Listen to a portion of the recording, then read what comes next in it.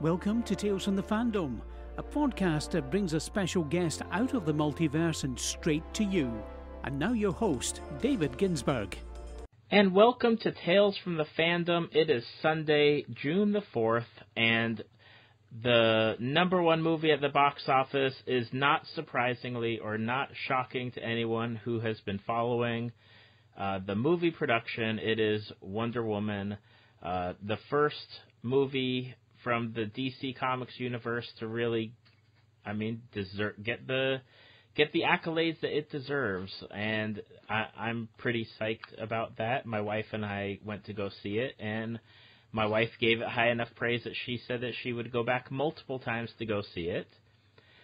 And when I was thinking about doing a movie review of Wonder Woman, there was only one person who came to mind, and I wasn't going to do it if I couldn't have her come back, and she has agreed to come back, and that is previous guest Victoria Avalor. You might remember her from episode 48, where we actually talked about the Wonder Woman movie before they changed the scheduling date on us. Thank you for coming back, Victoria. Yay, thank you for having me. Now, before we start on the movie, you got to meet Gal Gadot, and that was before, when we had recorded your episode, you were going to that convention to go see her. That's right, yes. How was it? It was a very long experience. That was the first time I had ever done the celebrity photo op. Okay. So there was a lot of waiting involved, but a lot of excitement too. I think I was waiting in line for roughly maybe 2.5 hours to meet her. Yeah, it was a long wait. But it was really cool. I'm glad that I did it because she really doesn't go to a lot of conventions. Mm-hmm. The actual photo op was it's pretty brief, and you have to go through security 2 or 3 times just to even get to her. And it was pretty funny because the first security guard tells you, what the rules are. They were confiscating book bags. They were taking your purse. If you were a cosplayer and had a Wonder Woman sword and shield, they took that away too. And then they told you the rules, and the rule was that you weren't allowed to touch her. Okay. Which was interesting. So it's okay, so the first security guard tells you that, the second security guard tells you that, and when you get into the actual room where you can actually see her, the third security guard, he was pretty funny. He went from good cop to bad cop really fast. Okay. He did a 180. He's okay, step up to the line. He was really friendly. He's okay, you'll be next, blah, blah, blah. And he's and don't touch her. Keep your hands to yourself. But he kind of shouted it. Okay. Which kind of throws you off. And then it's your turn. So it again, it kind of throws you off center. But it was really brief. She was sitting down, and I guess that was for her own comfort, but also she had just announced that she was pregnant. Okay. At that point. Yeah. Which scared me when she made the announcement, because I was oh my God, she's going to cancel the con now that she's pregnant. But she did show up, which was really cool. So I walked up, and she said, "Hello, gorgeous," and I said hello. And I didn't know what to do because they were yelling at you not to touch her. Right. So I just kind of stood next to her, and she put her arm around me, and I didn't know what to do. So I'm well, if I put my arm around her, are they going to yell at me? It was pretty funny. I was kind of shocked. So just as a reflex, I put my arm around her, and they didn't yell at me. Thank goodness. And they took the shot so quick. Oh, yeah. Lightning fast. If you blinked and they took the shot, and she said thank you for coming, and I thanked her, and you're on your way. So it was a lot of waiting. Again, 2.5 hours, brief encounter. They yell at you not to yell at her. Mm-hmm. But I'm glad that I did it. She was very friendly, very smiley, very beautiful in person. She looks just the same way she does on film. And, when she saw me, said, "Hello, gorgeous," I almost fell over. So I'm did she really just say that to me? So So I'm glad that I did it. It was exciting, but it was an exhausting experience. I can imagine. We did the same thing here a couple weeks ago at MegaCon for Stan Lee with the whole family. And okay. And that's one of their things is, they give you the instructions of don't talk to the people, especially at the photo, like that photo op thing. It's basically put your bags down. You're not talking to the person. You go stand on the mark. You take your picture, and you're out of there with less than 30 seconds. Yeah, and it's crazy because you pay so much for the photo op. Yeah. And it's so brief, Yep. That's why I opted to do a lot of those like selfies at the signing tables for autographs. Because it's like you get a little bit more time with the people than just like being yelled at to look at the camera. Right. Well, fortunately, she wasn't doing selfies at her table. But still, it was cool. I'm really glad that I did it. And now the movie is out, and I just want to go ahead and say, as of our recording, it's earned an estimated $100.5 million. It's the number one debut for a movie directed by a woman. And it's broken, I think it's at $230 million with the international box office added in, which is amazing. That's what I read as well. And before the movie even came out, it was at a 97% Rotten Tomatoes, certified fresh, and it's the one DC universe movie that they are talking about that they are predicting that it is not going to drop as drastically as, say, Batman versus Superman or Suicide Squad, where it takes that 50 or 75% drop from this week to next week. They're predicting it's just going to really hold steady. Right. I think it will too, absolutely. So I know you've published a review on your blog, which is, I believe, your name of your blog is like The Confessions of a Cosplay Girl. Is that correct? Yes. I just want to make sure I got that right. Okay. Uh-huh. So I did not read your review. I wanted it to be straight up, fresh for us to talk about, and I do want to go ahead and preface this. There are going to be spoilers in this podcast episode. If you have not watched the Wonder Woman movie yet, take a break. Take a listen to some of the other episodes. Go back and listen to Victoria's episode that was released on March 20th. And then please come back and listen to our episode. But for those of you who have watched this movie at least one time, welcome to the Wonder Woman review with Victoria. So I guess, what did you think about it? I loved it. It was everything that I wanted out of a Wonder Woman movie and more.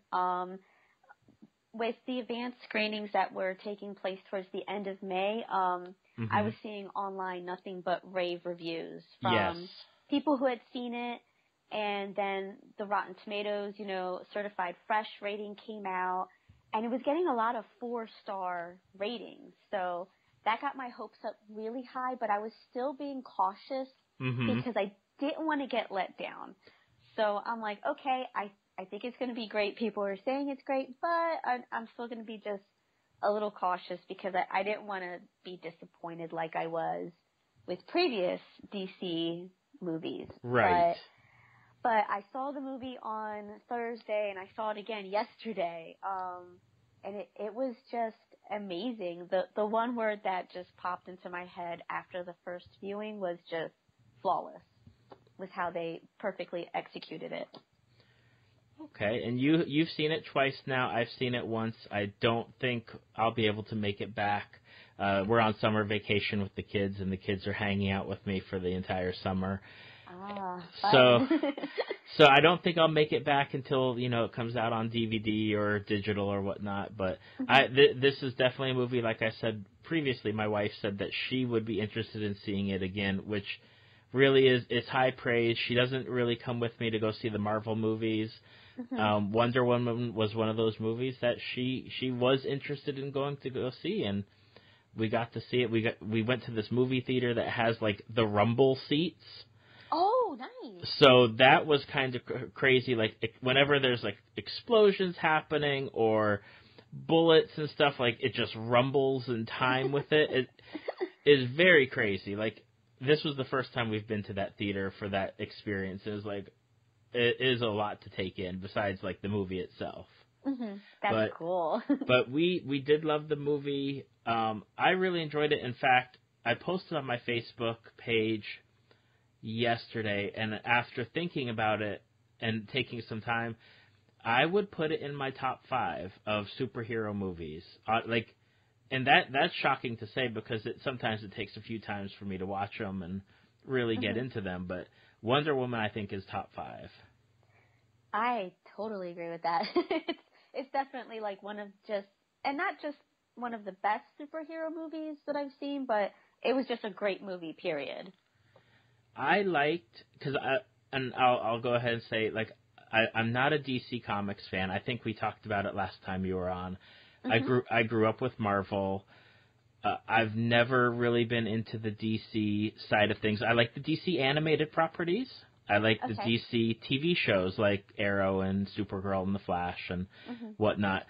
The DC movies have always been hit or miss. I liked like Batman Begins and the whole Christopher Nolan Batman series. Okay. But Superman Returns and the latest Superman movies, the Batman versus Superman, Suicide Squad, never did it for me. It was never something that is like, oh, I've got to go see it. It's something I need to see. It's not a must. I don't like Superman as a character. Batman's good. It just depends on how they play him. But everyone was talking about in Batman versus Superman, the best part was Wonder Woman.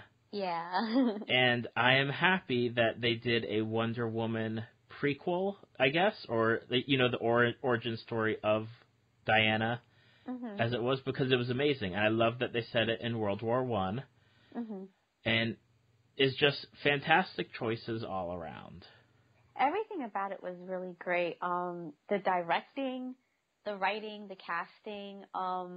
One of the things I was blown away by it was the fact that Patty Jenkins has never directed an action film before.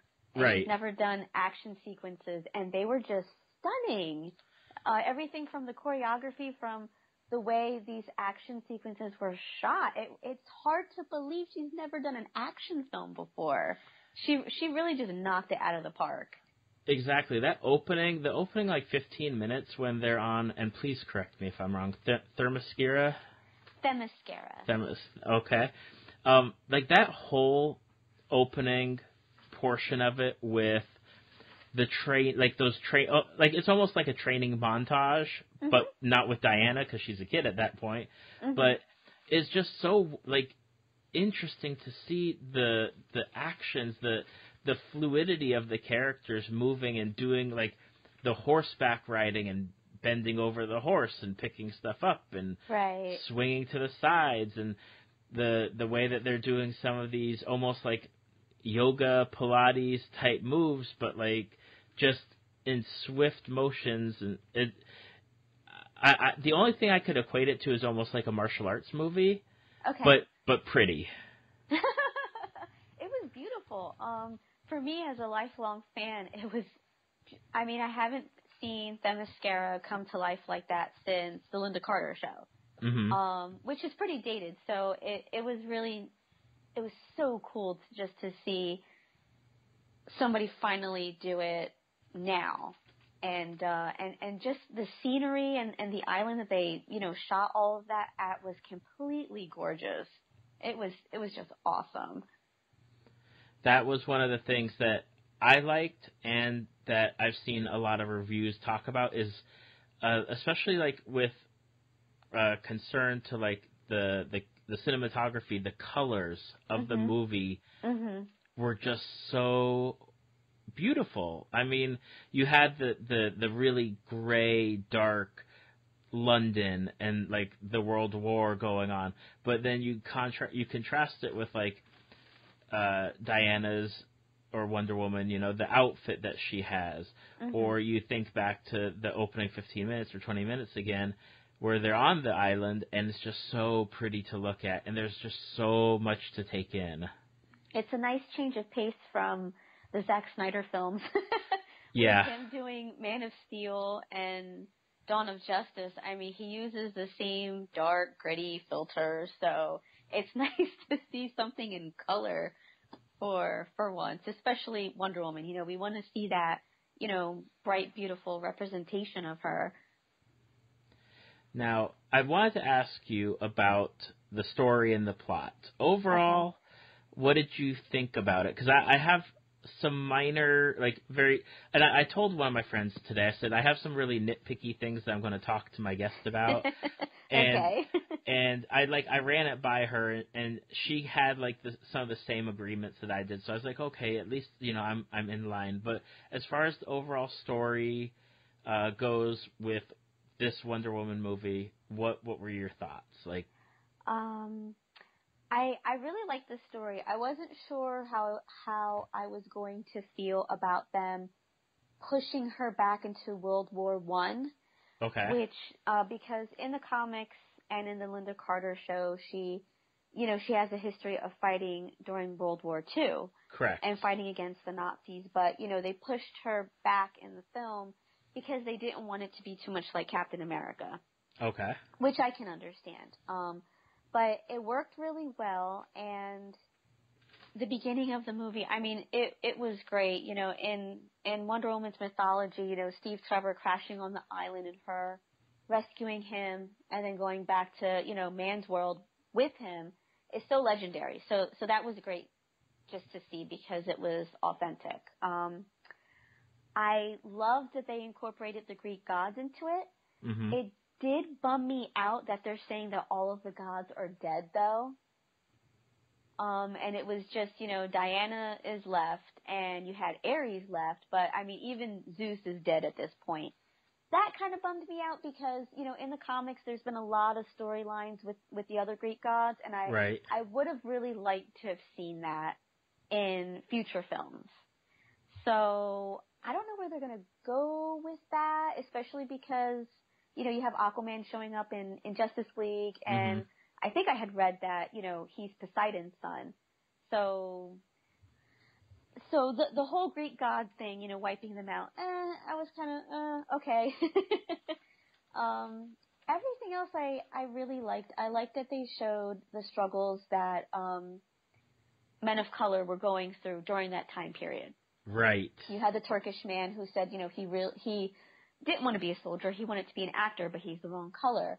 And you had the Native American man who, you know, he really didn't choose a side because he lost everything. You know, the last war took everything from him. Mm-hmm. So that was really interesting to see. I do want to say, because that was on my list of things to get to, is I really, really gravitate towards background characters a lot. And it happens in all the movies or TV shows. I really, like, even if I don't like the main character, I'll stick with a show or a movie because of the background characters. Those characters, that trio that accompanied Diana and Steve through the experience of World War I were amazing. They were so great. I loved all their little. I loved how he went and you know what, I've got their names here. I want to pull them up. Samir, I really liked how Samir is like, oh, I wanted to be an actor, like you said. Charlie, he's a great singer. The Chief as a Native American, like, they were wonderful, and they really made it just such a fleshed out story. Like, you're getting these snippets. It's Diana's story, but thankfully you're getting other things going on that you can pay attention to and listen to and just really get involved in. I loved all three of those characters so much. Yeah, they were really great. I have to agree with that. I will say I was surprised that they killed Steve Trevor off. I wasn't expecting that. I thought maybe he'd stick around. Part of me hoped that maybe they would actually get together and have a life together.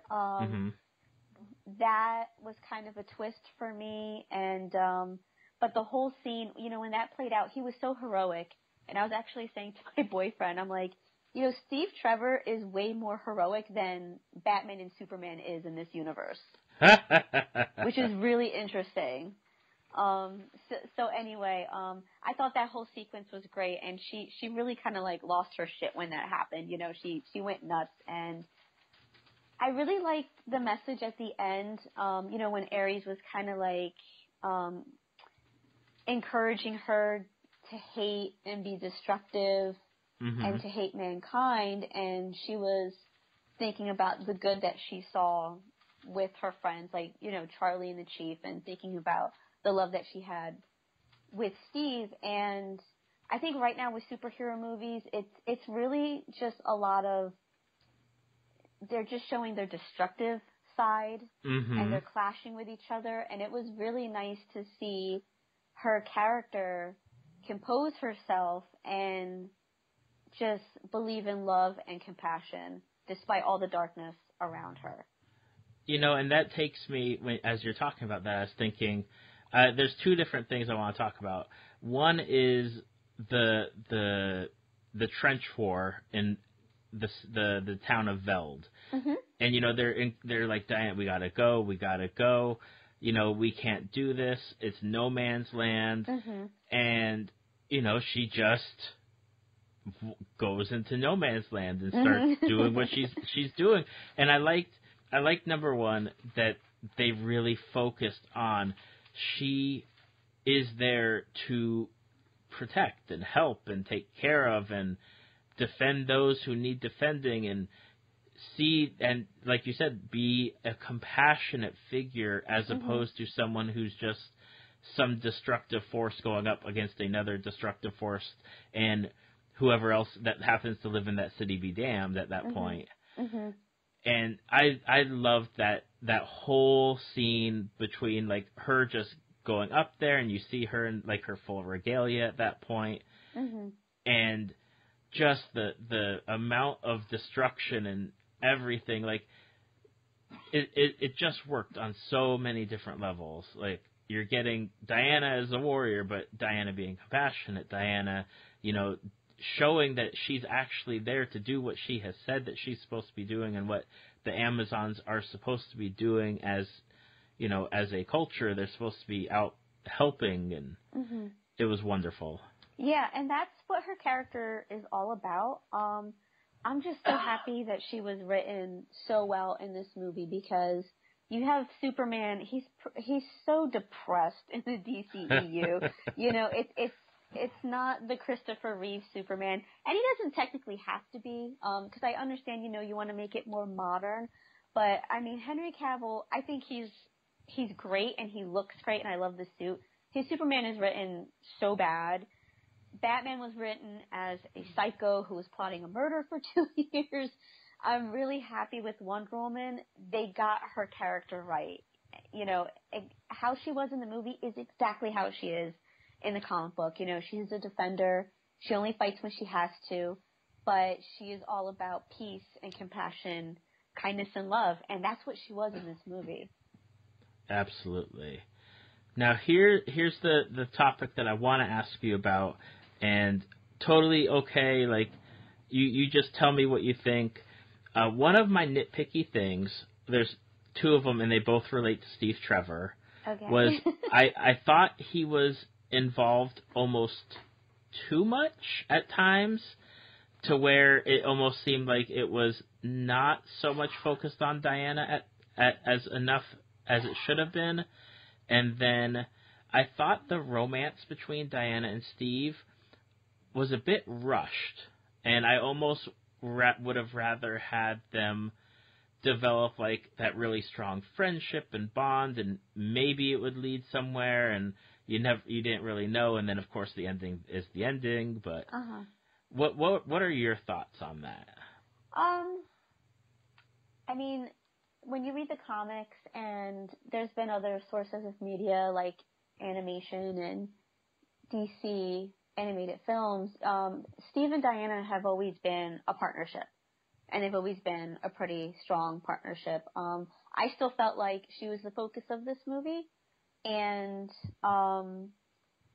I love that there were times twice when she was on the battlefield and she turned around, and he always had her back. Right. He was always right behind her. Even on Themyscira, when she was about to get shot, and her aunt jumped in front of her, took the bullet, he grabbed the gun and shot the gunman who shot the aunt. Right. In No Man's Land, she turned around, he was right behind her, and when they got to the village, again, he always had her back. And Absolutely. I think that was important for the story, because it not only shows what kind of person he is, but it also shows that he is loyal to her, and he's always going to be by her side. I liked how the relationship was written. It was very reminiscent of the comic book. I can totally understand if it feels rushed, but the movie did take place within only, a course of a few days. So right, exactly. We had to have, there you go. Yeah, and I prefaced it with my friend. I said, with the way that they chose to do the story, he had to be around to really be that driving force. Otherwise, it'd be Diana's lost in Europe and doesn't know which way to go. Right. So, she like, needs to be directed to the war. Right. She needs to know where the front is, and that she needs to know, like, oh, we gotta maybe take a few steps backwards to go actually to the front. But I mean, it's just my very nitpicky stuff on this movie as a whole. I guess one of the other things that I had a nitpick on was some of the CGI there were times where it's like, yep, that's CGI, or just some of like the action sequences you could definitely tell. And again, not bad, but that was one of the things that I saw, and I just wanted to like call it out for the brief moment, and it's just like, yeah, it's a bit weird, but overall, I thought the CGI, when they did use it, was really well done. Yeah, they're definitely, pretty much any action movie uses CGI these days, but I didn't mind it. It was certainly not the worst CGI I've seen, and I didn't think it was overdone. I think when it was used, it was because, they kind of had to do it. When it's two gods fighting each other, you have to have some CGI in there. But there was one sequence when they were liberating the town where she had the last one, she was kind of like jumping around a lot. And that did look a little weird. But again, I kind of understand, sometimes they just need to go that route. Right, exactly. Now, I know I was reading some reviews today, and someone was like, well, she really seemed like she could have taken down Darkseid, I think is the character in Batman vs. Superman that they're fighting, correct? Oh, Doomsday. Doomsday. Okay, Doomsday. And a lot of the, at least one of the commenters was like, after everything that Diana did in World War I, right, it looks like she could have handled Doomsday all by herself. She probably could have. But, they went and wrote that movie before they wrote the Wonder Woman movies, so right. That's the problem when you introduce the character in one movie first, and then you go back and do her origin story. Yeah, I can see how she probably could have taken Doomsday on by herself. Absolutely. Yeah, again, just amazing fight sequences, amazing, like, effects.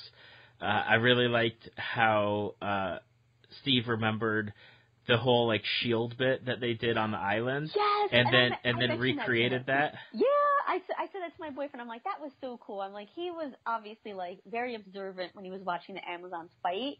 I'm like, just the fact that he remembered the whole shield move, and then she took out that sniper tower. That was awesome. Yeah, that was incredible. And then like that whole after image afterwards of her just kind of appearing in that rubble, like the rubbly smoke. Yeah. At the top of where like that tower used to be, it's like, yeah, that's like an iconic image right there. That needs to be a statue. There was, and one of the things I found amusing, Lasso of Truth, was Steve's almost like it almost felt like he could almost resist it before he said that he was a spy. Mm-hmm. and then I really felt bad for him because, he's saying that he's a spy, and I'm wondering how they're going to take that, if they even know really what a spy is, mm-hmm. or what their reaction is. And I thought they were going to, maybe pull swords and try to kill him there, but I don't think didn't. they had enough time to make a decision because within a few hours, Diana was just gone with him. Yeah. Yeah, it's like, what's a spy? Okay. Let's see here. We talked about the brilliant background characters. That was part of my thing. I did have a curiosity question about the end of the movie and what you thought. Okay.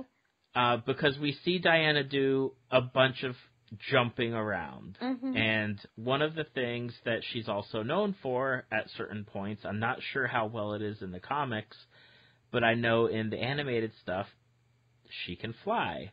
And it almost felt like the last that end sequence was kind of alluding to that.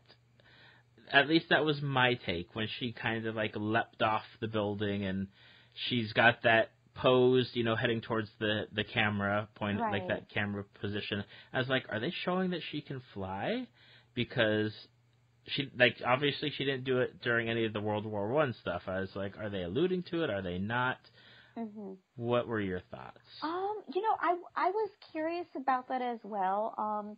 In the comic books and the animated movie, she does fly. In the Linda Carter series, she just kind of leapt. Okay. And she was kind of doing that throughout the movie, just like those long jumps. And then at the final fight with Ares, she was hovering in the air for a bit. I'm not sure where they were going with the ending. It could really be taken both ways. Either she was leaping again, like she kind of did towards the sniper tower, or she was actually flying. I'm not sure. I'm wondering if maybe in Justice League they'll clarify that a bit. I'm honestly not sure. Okay. Hey, I'm just curious. I even asked one of my friends, I was like, are they saying that she's flying? Because I don't know, and I'm just trying to get background information. Right, trying to get a straight answer. What did you think about Gal Gadot as Diana? It's funny when it was announced that she was first cast. Like everybody else, I was kind of like, I really wasn't feeling it until I saw her in Dawn of Justice, and I was like, okay, she can pull this off. I was blown away by her in this movie. She was very expressive. And I think Patty Jenkins did an amazing job directing her. I've never seen her shine this brightly in a role, and I think she absolutely killed it. I mean, they definitely went in a different direction with her in terms of she has a kind of a thick accent, and she's not blue-eyed like Linda Carter was or like she is in the comics. So it was a little different, so we were all kind of wondering how this was going to play out. But I think she did a beautiful job, and I thought she's absolutely perfect. She was definitely incredible. I loved her look. I know that there was a few criticisms. I don't know who it was coming from on the reviewer side, as far as, she's not bulky enough, or which I can understand. And you know what? After seeing the movie, I have no issues. I have no problems. I was totally fine with it. So I really enjoyed her. Now, there were two characters, and I blame it on other franchises and not the characters that they were playing. It's just that the actors are so recognizable as the other characters that at times I had to remind myself, okay, we're watching Wonder Woman. And those were Steve Trevor's actor, Chris Pine, who is Captain Kirk in the Star Trek movies. Right. And then Sir Patrick, played by David Thewlis, Professor Lupin. Right. And, when he showed up, I was like, wait a minute, I know that guy from something. It took me a moment until he started talking. I was like, that's Remus Lupin. Yeah, right?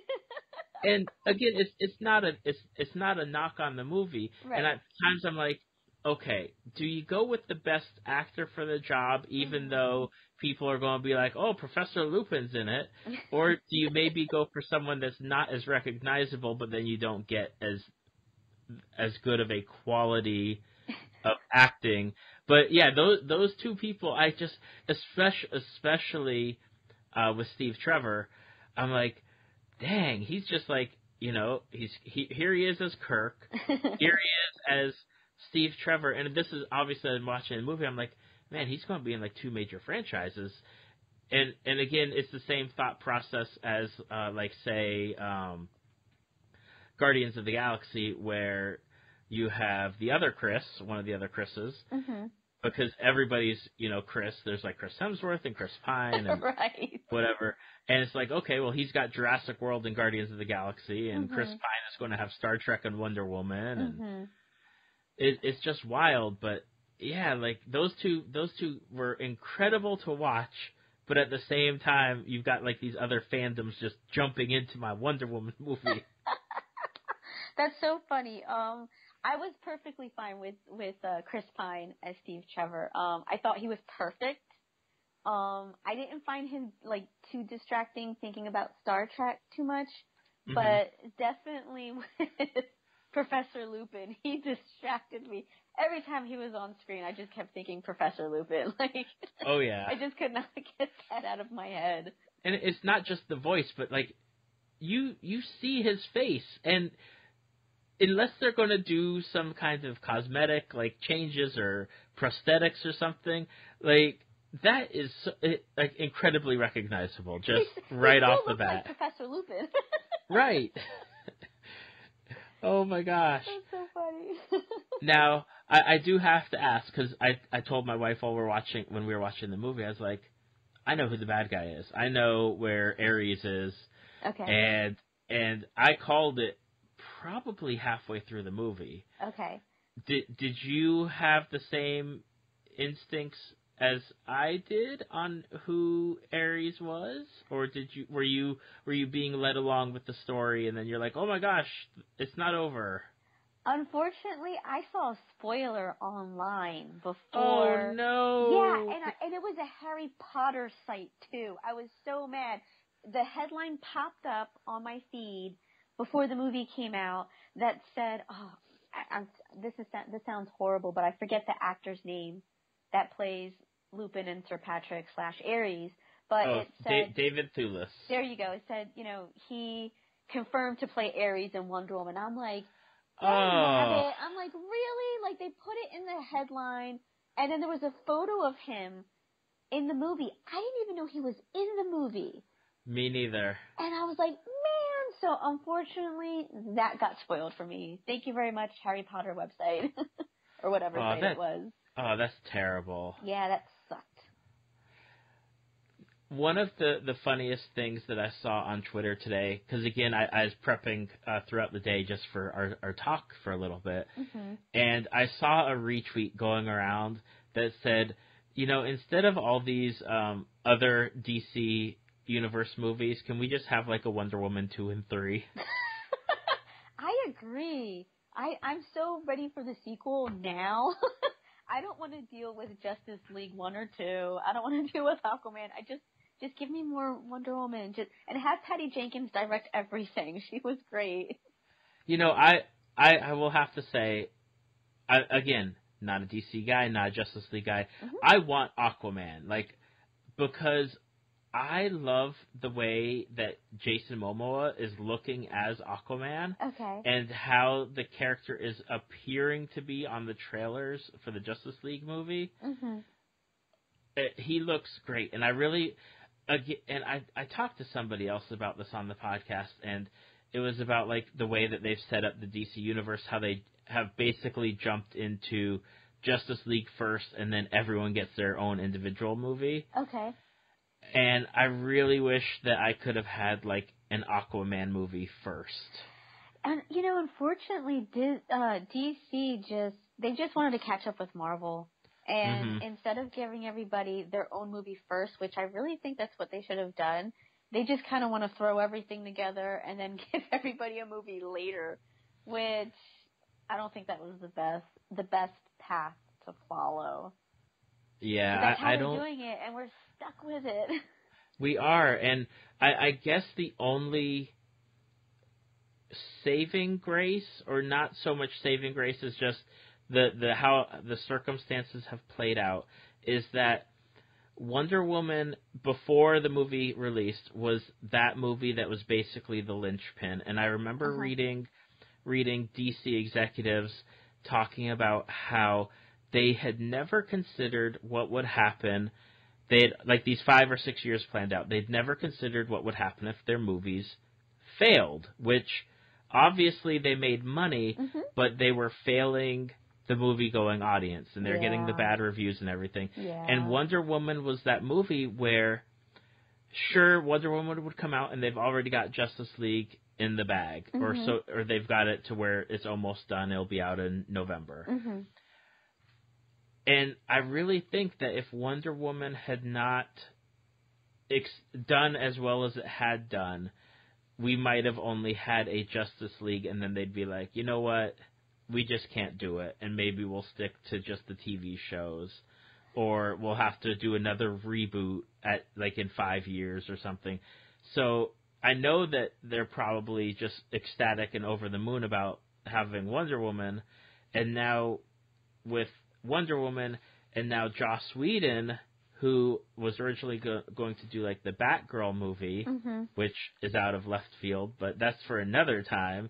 He's now the guy ushering Justice League to completion, right? And it'll be interesting to see if he's able to change it to make it a more a stronger version of what it could be or what it should be, and see how it goes from there, because I mean he was influential with the Avengers and that whole second phase of the Marvel universe, so it'll be interesting to see where it goes. But I definitely, if they don't have Wonder Woman on a fast track for a sequel, they'll probably be starting that this coming week. They really should. I know a lot of people are excited that Joss Whedon is going to be finishing up Justice League. And I keep telling everybody to be cautious because Justice League is pretty much done. Right, exactly. Whedon is just doing minor reshoots and just filming minor scenes. So I don't think he's going to have as big of influence on the finished product as everybody thinks he's going to have. Unfortunately, because I would love to see Whedon have, full creative control over the Justice League like he did with the Avengers. But I don't know. It's a real shame because, DC could have been working with Whedon years ago. Years ago, Whedon came to them and wanted to do a Wonder Woman movie. And I remember that. I remember that so much so. Yeah, and DC just didn't want to do it. So and then he went to work for Marvel, and look what happened. And now they want him. So that's unfortunate. I'm excited that he is going to be doing the Batgirl movie. I think he's a good choice. I think DC needs to be choosing better screenwriters and better directors for their films. Yes. Because Wonder Woman is hands down the best thing that they have done. And absolutely, they really need to wake up and realize, what they've been doing previously to Wonder Woman is, like you said, they're financially successful, but it's failing the audience, it's failing the critics. There were a lot of people who didn't want to see Wonder Woman because of the other movies, put a bad taste in their mouth. Right. And but now people are seeing it and they're loving the hell out of it. My fear is Justice League is going to come out in November. It's going to suck, and people are just going to be like, "Oh, okay, Wonder Woman was a fluke," Yep. That's my fear. But I really hope DC and Warner Brothers learns from this that they need to be picking better people to be putting in charge of these properties. Exactly. And make those better choices. And you know what? If you don't have what you want, you can take the time to get what you want. Yes. You don't have to rush forward to be, because listen, you and I both know, us as fandom people, geeks, nerds, whatever you want to call our culture as it is, we'll go see the movie. It's not like if you put out a Marvel and a DC movie on the same day, I would say at least half the people would probably watch both movies in the same day. I think you're right. Oh yeah, absolutely. You're not competing for our money. We will give you our money freely. But if you keep making terrible choices, we're going to start saying we'll just stick with Marvel in the movie theater, and we'll wait until DVD or Blu-ray or whatever. And that's how I'm feeling about Justice League right now. I'm like, I might just wait for the DVD. Right, and and again, that was the whole lead up to Wonder Woman, because you heard the people talking about online. Wonder Woman's not being promoted enough. Oh, yeah. Where's the Wonder Woman trailers? Where's the Wonder Woman advertising? And for a good portion, like right until probably the last week, like this previous week when the movie reviews started coming out, there wasn't a lot of stuff on TV, on the internet. Like, Marvel movies, you see the pop-ups on your screen, or you see the sidebars on your websites, or you see the like people are sharing the trailers all over. And I mean, it was hard to find stuff sometimes. It was hard to find Wonder Woman anything. And that is such BS. It just made me angry. It's like, this was the best shot that they had to pleasing, their core audience finally. And they were really dropping the ball on advertising. And the trailers, like you said, I remember it was only a few weeks before the film was to be released, and there were only about 4 trailers out. And I think Justice League is up to either 6 or 8 trailers, and that doesn't come out until November. And it's like, what? Why are you showing me the Justice League trailer instead of the Wonder Woman trailer? Yeah, exactly. What is that problem? And not only that, they had the prime opportunity to rub it in Marvel's face that they were the first comic book company to put out a major motion picture, because I'm not counting Elektra, but the first movie with a female superhero. Yeah. Like, where was that in any of the advertising? Like, you could have pushed that line so hard to just do that. And then, of course, there's like the stupid backlash of like, Alamo Drafthouse had female screenings. They were only going to have one, and they had the backlash, and they were like, screw you, we're going to have 2. Right. Like, it's so, like, of anything, you want as many people to watch your movie as possible. Absolutely. It's go after everyone. Yeah, they really dropped the ball on that. But luckily enough, we're passionate fans. So, we were going to support it no matter what. All right. So I have a question, and you can say whatever you want. Okay. They have called you up and they said, we want you to give us the story for Wonder Woman 2. What is that story? What is the plot that you would put into place for the sequel? Oh, I want to see Cheetah. I want to see Wonder Woman versus Cheetah. I think that would be amazing. Patty Jenkins did say that she wants to set the sequel like in present day, in modern times. Okay. So I think that would be really cool. So I want to see that, and I want to see her versus Cheetah. If they could somehow write in that maybe there are maybe 1 or 2 gods that are still alive, I think that would be really interesting. So I think that would be great. I'm wondering what they're going to do with with the Steve Trevor character, because in the Linda Carter series, season 1, like, took place during World War II. And then the second, part of the show took place in modern times in the 70s. So what they had done was, it was Steve Trevor's, like, great-grandson, and they got the same actor to play Steve Trevor, who played the original Steve Trevor, which was interesting. So I wonder if they're going to do something like that, like for the Wonder Woman sequel, but I don't know, that might be kind of weird. I don't know where they're going to go with that.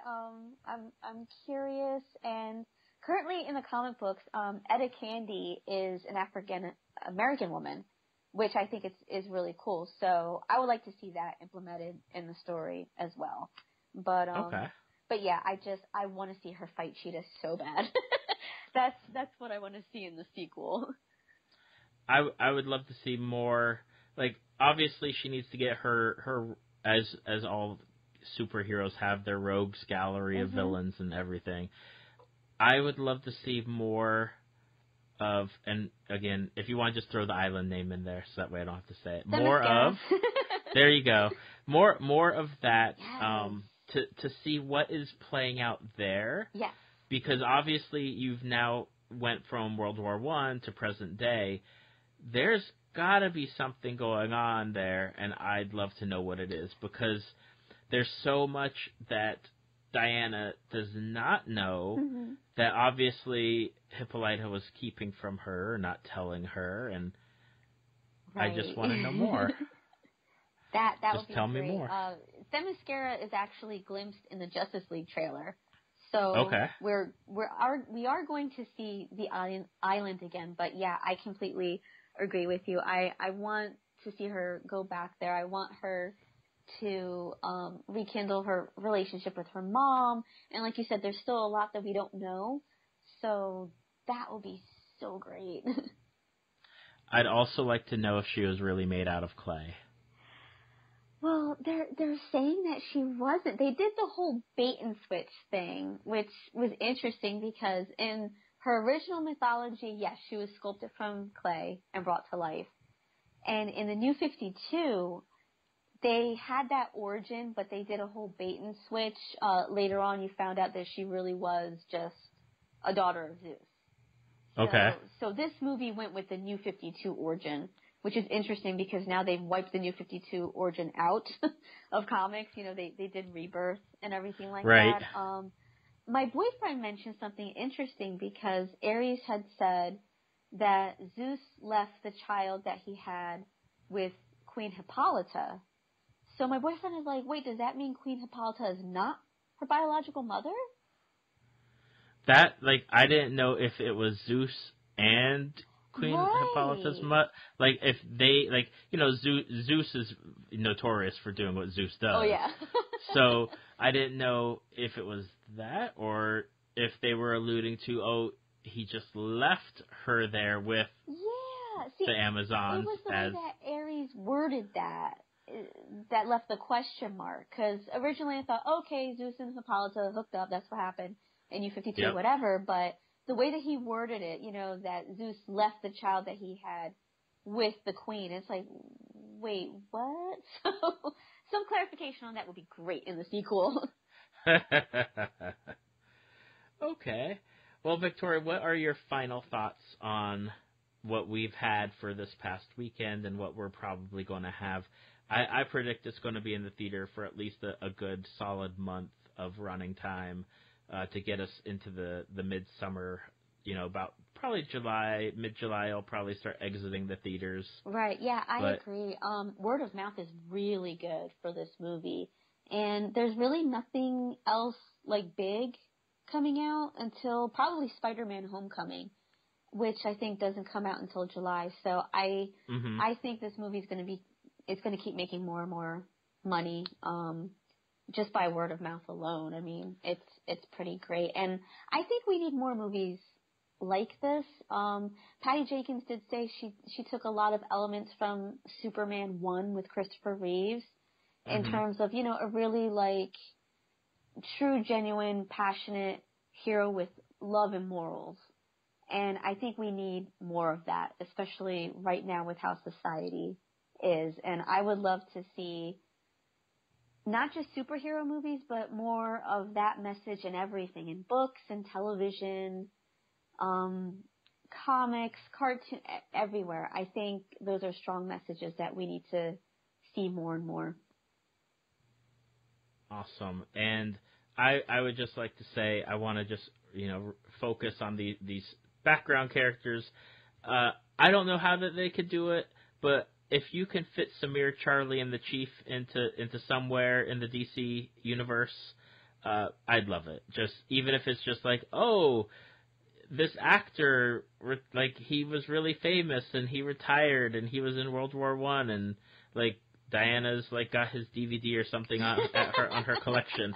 That would be really great, and I'd love that. Oh, there's a way that they can do that. Patty Jenkins did say she wants to direct a Steve Trevor miniseries with Chris Pine. Wow, so okay. That would be great, and you could have those background characters in there. But I had read an article last night about the Chief, and if you remember when he's first introduced to Diana, he speaks to her in the Blackfoot language. Yes. And they didn't subtitle it. Right. Well, this website that I follow translated it. And he introduced himself as a Native American demigod of storytelling. Really? Yes, and of tricks and storytelling. And that blew me away because it's like, wait a minute, if he's a demigod, and obviously he kind of sensed that she was, spoke to her in Blackfoot, she knew what he said because she replied, and I am Diana. Mm-hmm. I mean, they could keep him around if he's a demigod like he says he is. That would be fantastic. And I was also reading something that I know that someone had brought up, why did they dress him the way that they dressed him, in the Native American garb and everything else, and, and apparently Patty Jenkins left it up to him. Yes. As far as you make the clothing choices, you make how you want to have your character represented, you speak the language if you want to speak it, everything is up to you, and that is phenomenal. It is. That's how it should be, and it just proves once again what an amazing person she is. Because that character could have been a caricature, complete caricature of Native American First People, as a character just inserted into that movie. Instead, that character got to be that character because of the actor's choices and be influenced and have be able to speak out and be like, I'm in this war or I'm here and I have no place to go because his people took it from me in the last war, basically. Yeah, that was just like, that was so heartbreaking. So, yes, I'm going to have to look more into that because that would be a phenomenal choice, or even a character or a storyline that I would love to see revisited at some point. Absolutely. I'll have to send you the link to that article where they said they translated what he had said to her. I was blown away when I read that. Okay. So, for those who are listening, if you did not listen to Victoria's previous episode, her episode's episode 48, and we're on the verge. It's in 2 days, we're having our 1-year anniversary of the podcast. And since I have Victoria here, I would like to let you know, Victoria, that of the episodes that have been released on this podcast for the prior year, your episode is one of the top 5. No way! As of recording today, you are in the top 5 episodes that we have had. So again, thank you for coming on the first time and talking about a variety of fandoms. But thank you this time for coming on to talk about Wonder Woman. And I do mean it with all honesty. When I was thinking about doing a Wonder Woman review episode, you were the only person that I wanted to do it with. And if I couldn't have done it with you, I wouldn't have done one. Aw, thank you so much for including me. This was awesome. I'm always happy to talk about Wonder Woman. Absolutely. So for those of you listening, if you have not listened to Victoria's episode, which is episode 48, you can go back in our history. It was released in March 20th, and you can download it and check it out. But Victoria, for those people who, again, haven't listened, you are involved with a number of projects. One of them is Heroes Alliance in the greater Philadelphia area. Mm-hmm. And if you just want to talk about that for a second. Sure. The Heroes Alliance is a nationwide nonprofit volunteer group, and it's been around for over 10 years. And what we do is we dress up as superheroes, and we volunteer for local children's hospitals and local children's charities. Funny you bring that up because I actually resigned from the Heroes Alliance, and this Saturday is my last event. Oh no! With them. But it's not because of anything bad. I've been the coordinator for them for the Eastern Pennsylvania branch for 4 years now. And as you can imagine, just managing all of that it just gets kind of tiring. So I just need a break, and I'm still going to do volunteer charity work from time to time through my birthday party business. Gotcha. But it's still a great organization. It's heroesalliance.org if anybody wants to check it out. And for people that want to check you out as far as your cosplay blog or Facebook page or Instagram, what are the best places to find you? My blog, Confessions of a Cosplay Girl, is victoriacosplay.blogspot.com. And you can find me on Facebook. It's facebook.com/Victoria Avalor. And Twitter and Instagram is at Victoria_Avalor. Awesome. And I'll have the links to all that in our show notes. And Victoria, I just want to say again, thank you so much for coming on. I know we had talked about it on the lead up to the movie, and I had to make sure that I got to go see the movie. But thank you for taking the time out tonight to record this with me. I really appreciate it. My pleasure. Thank you so much.